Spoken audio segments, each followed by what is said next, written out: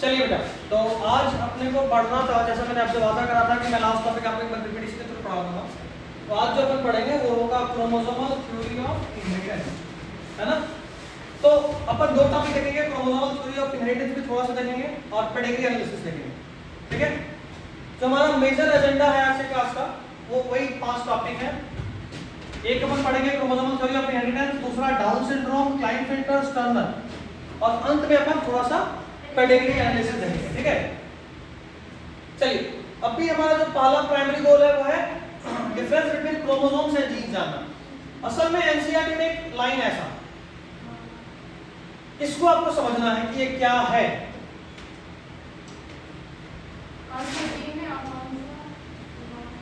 देखिए बेटा, एनसीईआरटी दे दिया है एग्जैक्टली सेम, और आपसे पूछा है कि आपको बताना है इन दोनों में से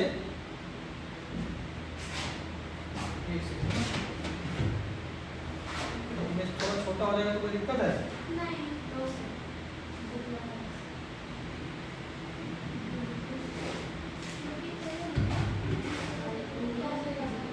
क्लियरिटी तो है ना?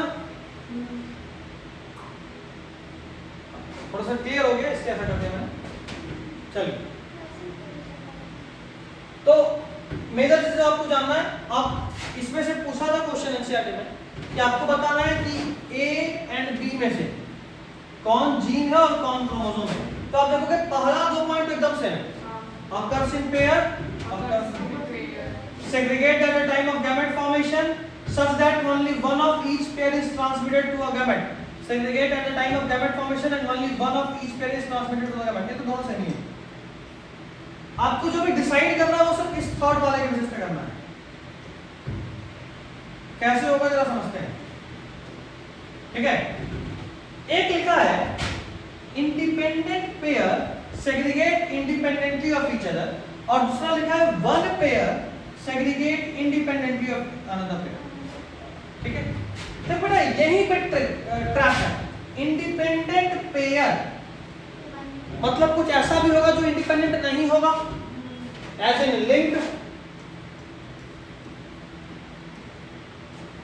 तो मतलब क्या, अगर इंडिपेंडेंट रहा, अगर एक क्रोमोसोम पे क्लोजली नहीं रहा तब तो वो इंडिपेंडेंटली सेपरेट करेगा, और अगर लिंक्ड या क्लोजली रहा तो वो इंडिपेंडेंटली सेग्रीगेट नहीं करेगा। यही पढ़ा है लिंकेज में अपन, यही पढ़ा ना कि अगर दो बहुत करीब करीब है तो दोनों जब ट्रांसफर होगा तो एक साथ होगा, अलग अलग ट्रांसफर नहीं होगा। That is what we mean by independent pair segregate independently of each other. और ठीक उल्टा, one pair of chromosomes segregate independently of another pair. सही बात है। तो ये है हमारा जीन, क्योंकि लिंक्ड जीन होता है, कभी भी क्रोमोसोम लिंक थोड़ा ही होता है। लिंकेज तो जीन में पढ़ता है कि हाइट वाला जीन आई कलर के साथ लिंक्ड, दिस इज लिंकेज। तो लिंक्ड जीन्स या लिंकेज में जीन में मिलेगा, दिस इज क्रोमोसोम, ठीक है। एक लिंकेज और दूसरा क्रोमोसोम। मेजरली यही ट्रैप है, इंडिपेंडेंट पेयर, ठीक है। नेक्स्ट हमारा अगला प्राइमरी गोल है लिंकेज रिजल्ट ऑन ड्रोसोफिला, और एक डायग्राम एनसीईआरटी में ये अपने को ये जरा समझना है ना। यहाँ 2-3 कांसेप्ट अपन समझने के लगेगा। पहला, ये तो सबको दिख रहा होगा कि ये वाला केस फीमेल है, ये फीमेल है और ये मेल है। फीमेल को रिप्रेजेंट इससे करना है और मेल को रिप्रेजेंट इससे करना है, ठीक है। अच्छा, एक क्रोमोसोम पे 2 जीन है, एक Y और एक W। मतलब क्या है, ये दोनों रिसेसिव है, देख रहे हो। वाइल्ड टाइप का मतलब होता है डोमिनेंट टाइप। वाइल्ड टाइप का क्या मतलब होता है? Dominant type. तो रिसेसिव में क्या है, yellow body and white I. Yellow body के लिए Y और व्हाइट आई के W। Yellow body and white I female को क्रॉस करें अपन वाइल्ड टाइप से। वाइल्ड टाइप कैसा था, येलो बॉडी का डोमिनेंट क्या था, जिसमें प्लस होता है वो डोमिनेंट होता है, ठीक है। और व्हाइट आई का डोमिनेंट क्या है, रेड आई। एक और खास बात देखो, ये सेक्स लिंक्ड जीन है, यहां दोनों एक्स है और मेल में एक एक्स और एक वाई। खास बात ये जीन सिर्फ एक्स पे प्रेजेंट है, वाई पे नहीं। ये जीन वाई पे प्रेजेंट नहीं, ये खास बात। अब एक चीज और दिखा रहा हूं जो इंपॉर्टेंट है, जो कहीं लिखा हुआ नहीं है। एक स्पेशल तरह का इनहेरिटेंस देखने को मिलता है, इसको बोलते हैं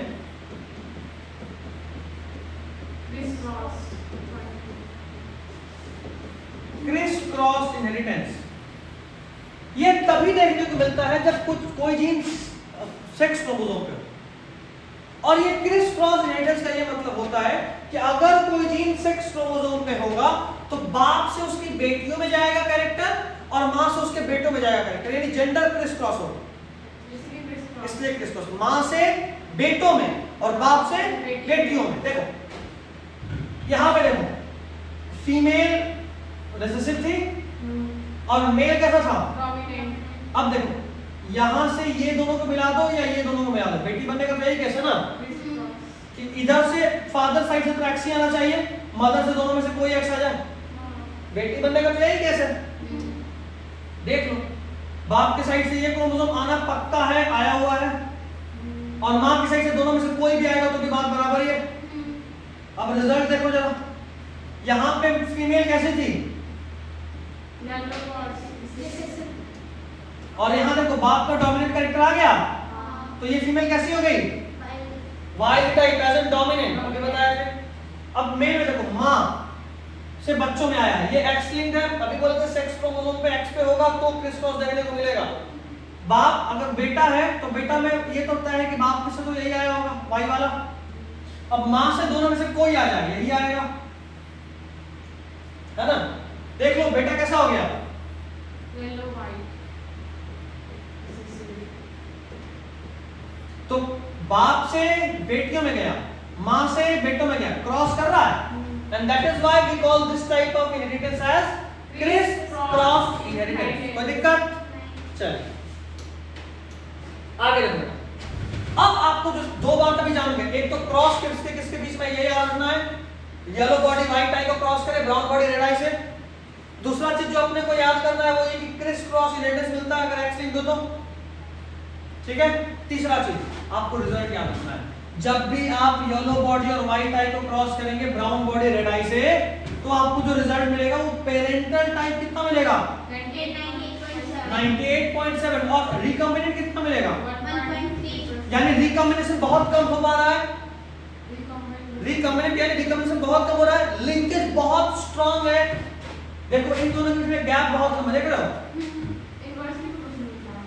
पढ़े बेटे, गैप बहुत कम यानी लिंकेज बहुत ज्यादा, लिंकेज बहुत ज्यादा यानी जब जाएगा तो दोनों साथ में जाएगा, यानी पेरेंट की तरह ही ट्रांसफर होगा, अलग अलग नहीं होगा, रिकम्बाइन नहीं करेगा। This is what we mean by this. अगर यहाँ पे पेरेंटल टाइप 98.7 बन रहा है और रिकम्बाइंट 1.3 बन रहा है, इसका मतलब यह लिंकेज बहुत स्ट्रांग है, कोई दिक्कत। अब एक और दूसरा केस देख लीजिए, सीधा रिजल्ट याद रख लो, बाकी चीज तो समझाई दिया। अगर आप व्हाइट आई और मिनिएचर विंग जो कि रिसेसिव टाइप है, मिनिएचर यानी छोटा छोटा पंख, ड्रोसोफिला एक कीड़ा है, मक्खी की तरह होती है, पंख होता है। व्हाइट आई और मिनिएचर विंग को क्रॉस कर रहे हैं, ये कहां से आ गया, व्हाइट आई और मिनिएचर विंग को क्रॉस कर रहे हैं किससे, रेड आई और लाल विंग से, तो अपने को 62.8% पेरेंटल और रिकम्बिनेंट कितने मिले, यानी रिकम्बिनेशन तो यहाँ भी है ना, रिकम्बिनेशन तो यहाँ भी है, पेरेंटल टाइप भी यहाँ ज्यादा है, लेकिन लिंकेज तो यहाँ पे भी है, लेकिन लिंकेज यहाँ पे वीक है। यहाँ दो जीन के बीच में देखो दूरी ज्यादा, देख रहे हो, तो ज्यादा पेरेंटल टाइप मतलब रिकम्बिनेंट ज्यादा बना, यहाँ दो जीन के बीच में दूरी कम है, इसलिए पेरेंटल टाइप ज्यादा बना, रिकम्बिनेंट कम बना। बिल्कुल रिकम्बिनेंट तो पड़ेगा लिंकेज में, सही बात है, कोई दिक्कत।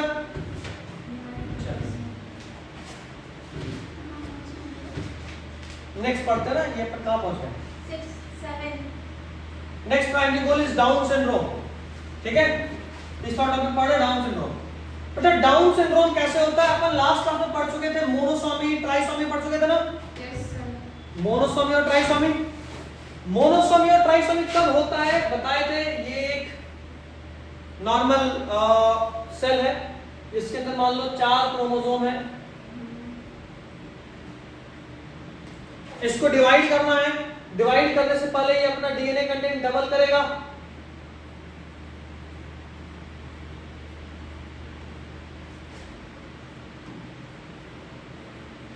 ऐसा। अब हम चाह रहे हैं डिवाइड करना, डिवाइड करने से पहले ये यहां से टूटेगा, ब्रेक करेगा, और ब्रेक करने से कितना हो जाएगा, डिवाइड करने से पहले टूटा तो ब्रेक करने से देखो ये 2 4 में बदल गया, ये 2 4 में बदल गया, टोटल कैसा दिखेगा 8 दिखेगा, कुछ ऐसे।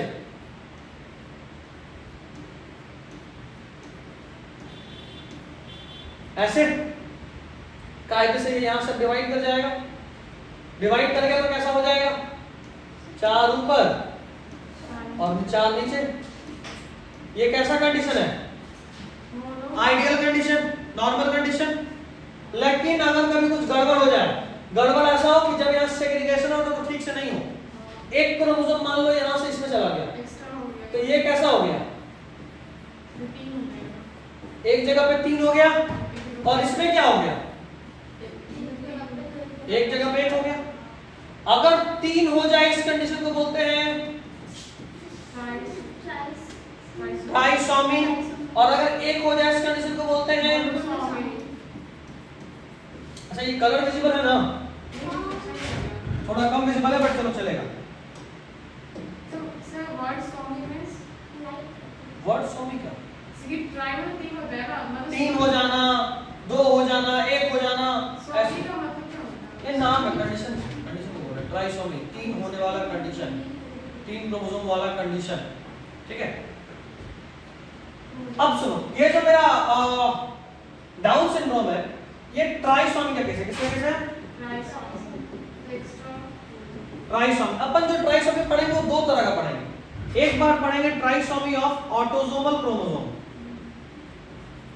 और एक बार पढ़ेंगे ट्राइसोमी ऑफ सेक्स क्रोमोसोम। ये वाला केस ट्राइसोमी ऑफ ऑटोसोमल वाला केस, इसमें क्रोमोसोम नंबर 21 3 हो जाता है। इस बच्चे का कैरियोटाइप देखो, देखो इसमें ये वाला क्रोमोसोम कितना दिख रहा है, 3 दिख रहा है। इसी कंडीशन को बोलते हैं डाउन सिंड्रोम। क्या देखने को मिलता है, बच्चे का बैक फ्लैट हो जाएगा, हमारा गोल है ना, बच्चे का फ्लैट हो जाएगा, फेस फ्लैट हो जाएगा। अच्छा, हार्ट में बचपन से बीमारी, कंजनाइटल हार्ट डिजीज हो जाएगा। अच्छा, बिग एंड रिंकल टंग, जीभ बड़ा और रिंकल, पी में था रिंकल, वैसा हो जाएगा। उसके अलावा फिंगर टिप से बहुत सारे लूप्स होंगे, पाम के क्रीज बहुत सारे हो जाएंगे, इस तरह का case. All this case is an example of down syndrome.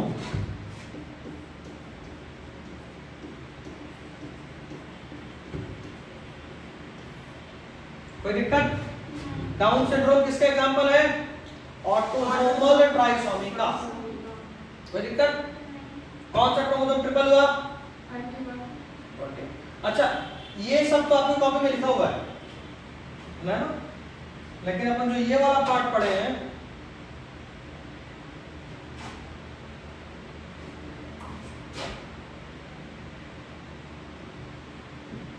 ये आपकी कॉपी में नहीं, आपको लिखना है, पीडीएफ हम भेज देंगे, ठीक है। ये आपकी कॉपी में नहीं, आपको लिखना, आपको क्रिस क्रॉस इनहेरिटेंस ऐड करना, मैंने बताया इम्पोर्टेंस देखकर बना लो तो बेहतर रहेगा, ठीक है, इंपॉर्टेंट है, ये सब कर लेना। चलो नेक्स्ट गोल है हमारा क्लाइंट-फिल्टर सिंड्रोम। देखो जरा, नेक्स्ट गोल क्या है हमारा, क्लाइंट-फिल्टर सिंड्रोम। इसमें क्या होता है, ये भी केस किसका है,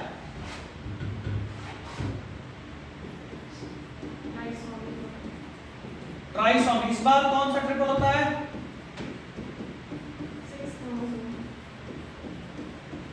क्या देखने को मिलता है इसमें, एक्स एक्स वाई कंडीशन।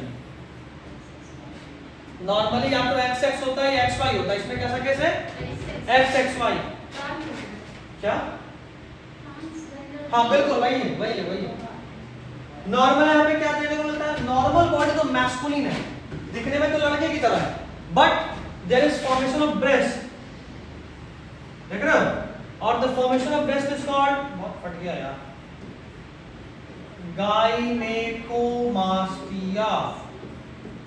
क्या बोलते हैं, gynaecomastia is formation of breast male, ठीक है। तो ओवरऑल मैस्कुलिन बॉडी गायनेकोमास्टर चाहिए, स्टेराइल होता है। कैसा होता है? ऐसा नहीं कि इसके पास स्क्रोटम है, टेस्टिस है तो ये मेल हो जाएगा, नॉर्मल फर्टाइल मिल्क की तरह काम करेगा, नहीं।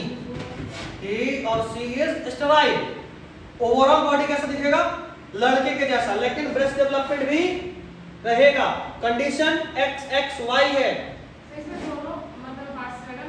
नहीं, ऐसा नहीं कि ओवरी भी है, टेस्टिस, ऐसा नहीं होता, ठीक है? ये नहीं होता।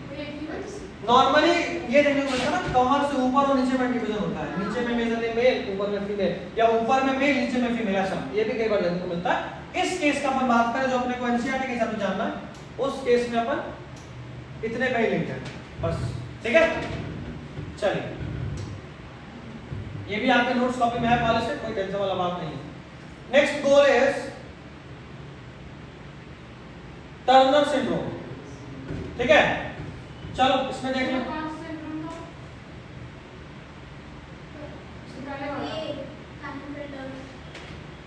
देखो बोर्ड देखो, डन है।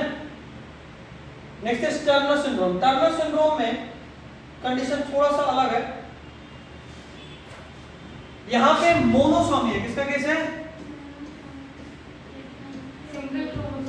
यहां पे X0 कंडीशन, यहां पे X क्रोमोसोम सिर्फ एक होता है। Monosomy that is X chromosome एक, X क्रोमोसोम सिर्फ एक होगा, है ना? ओके, यहां पे देखो रूडिमेंट्री ओवरी मिलता है। कैसा ओवरी मिलता है?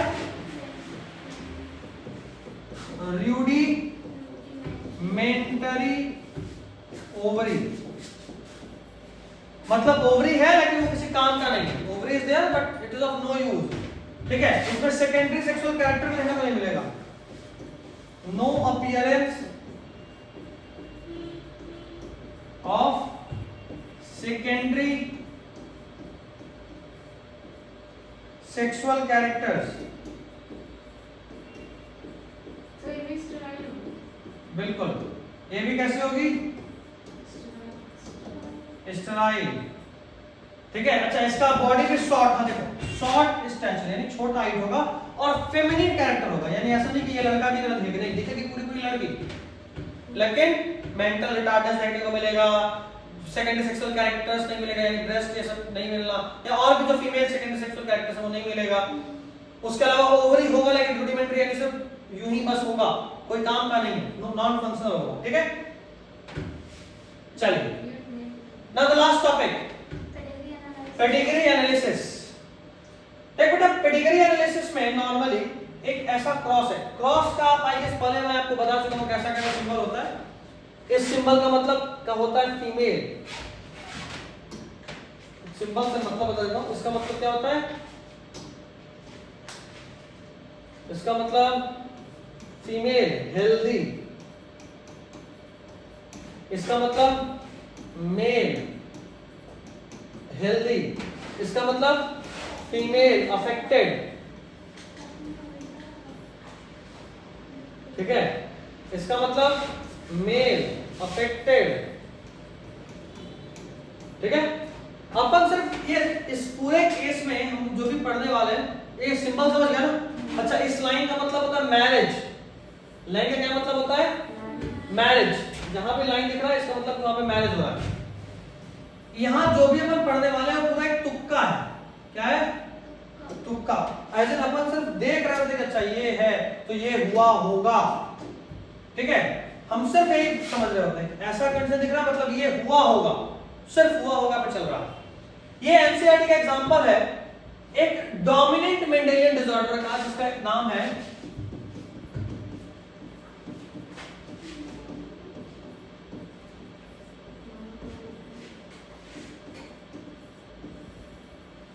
क्या नाम है?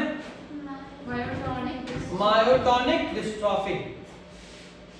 क्या कर रहे होते देखो, अब नॉर्मल देखते हैं। एक ऑटोसोमल डिजीज है ये भी, वैसे हम लोग को नहीं पता क्या है, एनसीईआरटी में इसके लिए दिया हुआ है, हमको पता है इसको, बट अभी हम ये नहीं बता रहे हैं और बोल रहे हैं कि हमको जरा इन सबका जीनोटाइप बताइए। एक काम करते हैं, तुक्का लगाना शुरू करते हैं। अगर ये बीमारी रेसेसिव होता, रेसेसिव, तो इस कंडीशन में ये बीमारी दिखता है ना? अच्छा, बच्चा ये दिख रहा है मेरे को बीमार, मतलब तय बात है कि ये भी हेटेरोजाइगस होता तभी ये बीमार हो सकता है।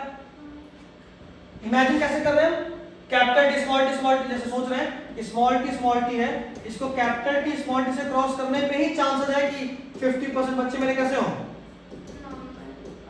और 50% कैसे होंगे हेटेरोजाइगस, जो कि दिखेगा टॉल। ठीक है, तो बस अपन वही ले रहे हैं, इसको ले लिया ऐसा, ये ऐसा, तो चांसेस क्या बना। अच्छा, कोई ये भी पूछ सकता है कि सर आप इसको ये क्यों नहीं ले, अगर ये ले लेते तो क्या आता, कैपिटल स्मॉल है, ये कभी बीमार पड़ता, ये जाहिर सी बात है नहीं पड़ता, लेकिन बीमार है, मतलब कितना बात है कि ऐसा नहीं होगा, ऐसे ही चलता है प्रेडिक्टिव एनालिसिस, ऐसे ही करते हैं, ये है तो पक्का कि ये ऐसा नहीं होगा, ये सोचते हैं, एनालाइज करते हैं। ठीक है, अपन को बस इसे फील करना है।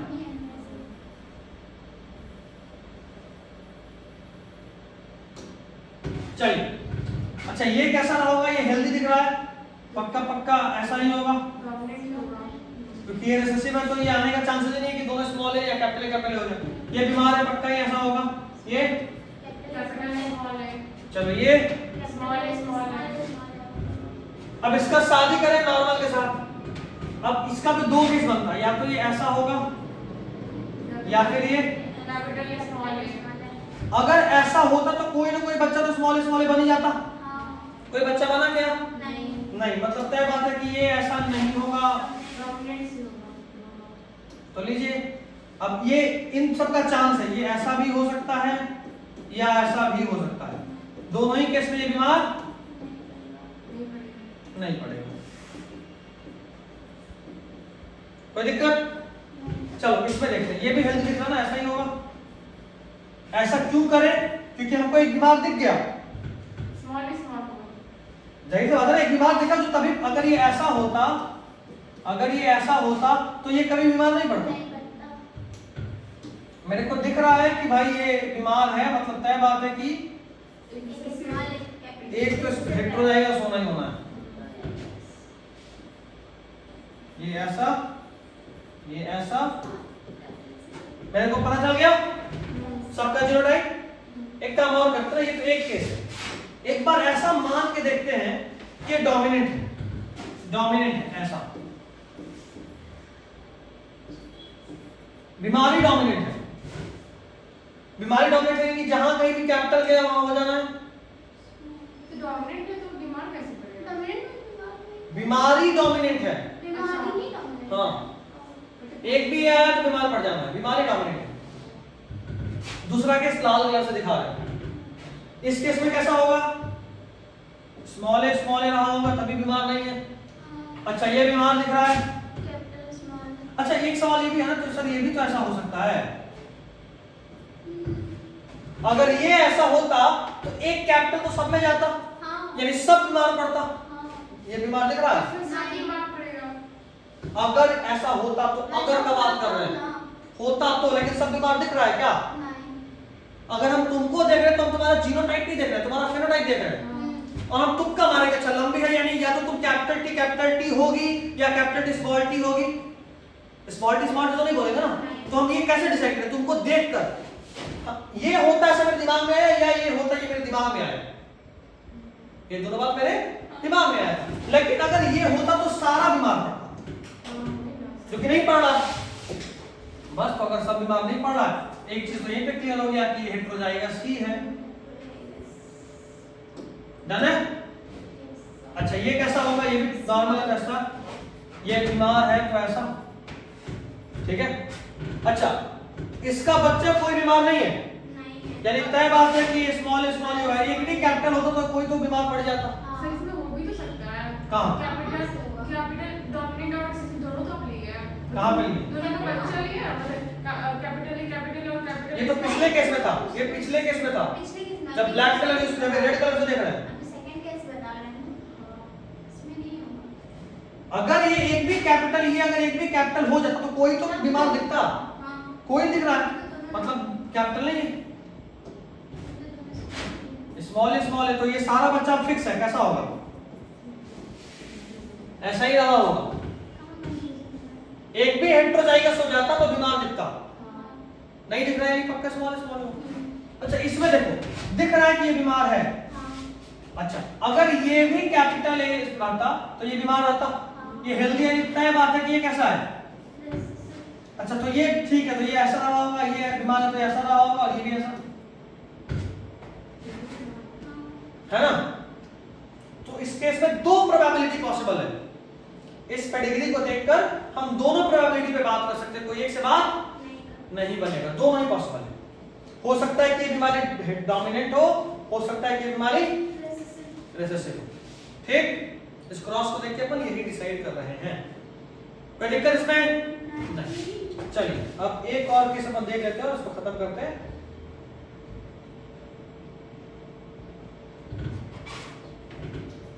इस केस में देखते हैं क्या है। देखो साफ साफ दिख रहा है कि इन दोनों में से कोई बीमार नहीं है, लेकिन यहां बीमार है ना। मतलब केस कुछ ऐसा होगा कि ये ऐसा है, ये भी ऐसा है, तभी ये बीमार है, तो ये बीमार नहीं पड़ता। क्योंकि अगर मान लो ये नॉर्मल अगर ऐसा होता, नॉर्मल अगर ऐसा होता तो इन दोनों में से कोई बीमार नहीं पड़ता। अगर दोनों कैपिटल टी है तो बचवा टॉल शॉर्ट कैसे हो जाएगा, समझ रहे बात। तो ये तो पॉसिबिलिटी गया।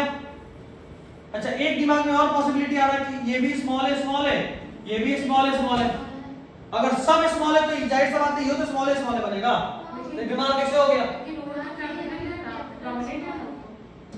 अगर ये पेरेंट ऐसा है तो बच्चा ही कैपिटल कैसे हो जाएगा। हम भी तो वही बोल रहे हैं, लेकिन वो मतलब वो तो नहीं ना लेंगे स्मॉल है, जाहिर सी बात नहीं लेंगे, हाँ कट करने वाले हैं उसको। यानी तय बात है कि हेटेरोजाइगस होगा। अच्छा ये नॉर्मल है, यानी ये कुछ ऐसा रहा होगा, या तो ये हो गया या फिर ये हो गया, दोनों ही बात चलेगा। अच्छा यहाँ पे स्मॉल है, ठीक है, क्योंकि इसको देख के साफ साफ लग रहा है कि बीमारी कैसा है, रेसेसिव। बीमारी दिख गया है, पक्का हो जाएगा रेसेसिव होना। ये केस वापस से वही बात, दोनों में से कोई हो सकता है ना। देखो इसको ठीक कर देंगे, अभी ये बदल जाएगा। दोनों में से कोई हो सकता है अभी के लिए, जैसे ये हो सकता था, ये कैसा स्मॉल है, इसका तो बात ही छोड़ दो, ये भी नॉर्मल है, वही बात। अच्छा ये नॉर्मल दिख रहा है, इसका भी वही बात हो सकता है, या तो दोनों हो डोमिनेंट या फिर हेटेरोजाइगस। लेकिन मुद्दे का बात है कि इन दोनों का एक बच्चा बीमार है, और ये कब पॉसिबल है। अगर ये दोनों डोमिनेंट होता तो इसका एक अलील तो यहाँ कैपिटल आता है, तो क्या बच्चा बीमार पड़ता नहीं। यानी तय बात है कि ये तो डोमिनेंट दोनों नहीं है, एक रिसेसिव है तभी बच्चा बीमार पड़ा। चलो इस पे सोचते हैं, अगर ये भी दोनों डोमिनेंट होता, इधर से कोई या इधर से तो यही आता, तो क्या ये बच्चा बीमार पड़ता नहीं। यानी ये भी तय हो गया कि इधर भी क्या है,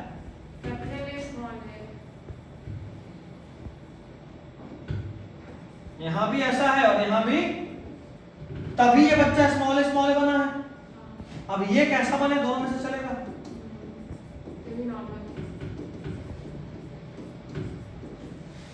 समझे बात। तो यहां से अपने को एक बात समझ में आ रहा है कि अपन रिजल्ट देख के उसका जो भी हो सकता है पेरेंट्स को गेस कर रहे हैं। जैसे इसका हमें नहीं पता कि ये क्या है, या बाकी हम इसको स्पेसिफाई नहीं कर पा रहे कि कैपिटल ए है कि कैपिटल स्मॉल है, क्योंकि इसका आगे कोई क्रॉस नहीं अवेलेबल है। अगर और इसका आगे मैरिज करके क्रॉस हो तो अपन उसका रिजल्ट देख के गेस कर सकते हैं।